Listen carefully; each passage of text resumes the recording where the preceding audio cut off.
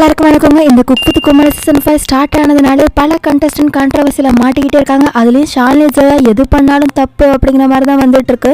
அதுக்கேற்ப தான் ஷாலினி ஜெயா எந்த ஒரு கண்டஸ்டன்ட் ஜட்ஜு யாரையுமே மரியாதை கொடுத்து பேசுறதே கிடையாது. இப்போ ரீசெண்டாக கூட செஃப் தாமு சாரையே நீ வாப்போன்னு பேசியிருந்திருப்பாங்க. என்னதான் தமிழ் பேச தெரியல அப்படின்னாவும் இந்த வார்த்தைகளை மாத்திக்கலாமே அப்படின்னு சொல்லி பல பேர் சொல்லி கொடுத்தாவும் அவங்க அதே மாதிரி தான் பண்ணிட்டு இருக்காங்க. என்னதான் குறைஷி ஷாலினி ஜெயாவோட பேர் நல்லா இருந்தாலும் அவரும் அப்பப்ப இந்த மாதிரி பேசக்கூடாது, எங்க இப்படி சொல்லி பார்ப்போம் அப்படின்னு சொன்னாலும் அவங்க அதே தப்பை தான் பண்ணிட்டு இருக்காங்க. ஆனா இந்த விஷயத்துக்கு இப்ப ரிப்ளை கொடுத்துருக்காங்க ஷாலினி ஜெயா. இந்த ஷோ ஆரம்பிச்சதுல இருந்து பல பேர் என் மேல பல தவறுகளை சொல்லிக்கிட்டே வரீங்க.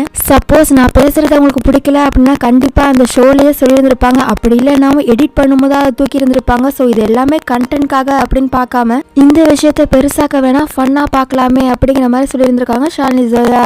ஆனா எப்படியோ இந்த சீசன் 5 ஓடுறதுக்கு ஷாலினி ஜெயா மிகப்பெரிய காரணமா வந்துட்டு இருக்காங்க. ஸோ இதனாலேயே அவங்க டக்குன்னு ஹெல்மெட்லாம் பண்ணி விட மாட்டாங்க. இந்த வீடியோ பற்றி கருத்து நீங்களும் சொல்லலாம். இது போல பல இன்ஃபர்மேஷன் தெரிஞ்சுக்கணும் அப்படின்னு லைக் பண்ணிக்கோங்க, சப்ஸ்கிரைப் பண்ணிக்கோங்க.